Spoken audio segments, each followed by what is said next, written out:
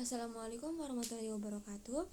Perkenalkan, nama saya Indira Pradita Wijaya dari kelas reguler B dengan nomor NIM 062 dari Fakultas Kedokteran dengan program studi Ilmu Keperawatan Universitas Sriwijaya. Jadi dalam video kali ini saya akan menjelaskan beberapa hormon. Yang pertama itu pada pankreas. Nah, di dalam pankreas ini terdapat sel delta, sel alfa, dan sel beta. Tapi saya akan menjelaskan dua, yaitu sel beta dan sel alfa. Jadi di dalam sel alfa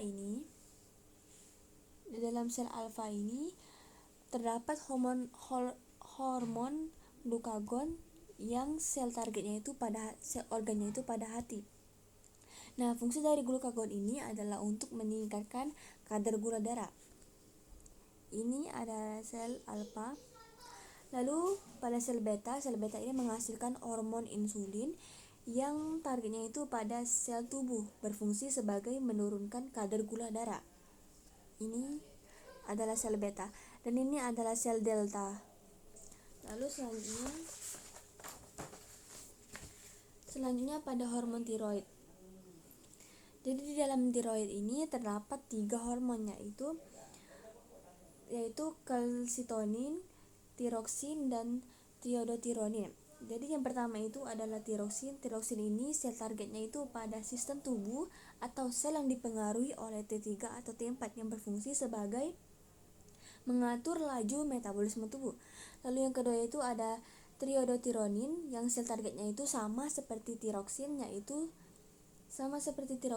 sel sistem tubuh atau sel yang dipengaruhi oleh T3 atau T4 yang berfungsi sebagai memastikan fungsi sel, jaringan, dan organ serta proses metabolisme tubuh berjalan dengan baik.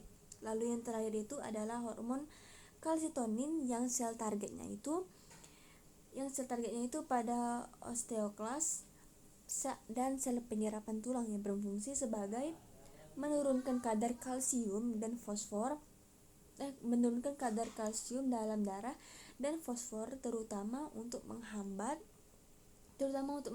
aktivitas osteoklas, yaitu sel yang memecah tulang. Lalu yang terakhir itu ada pada hormon adrenalin.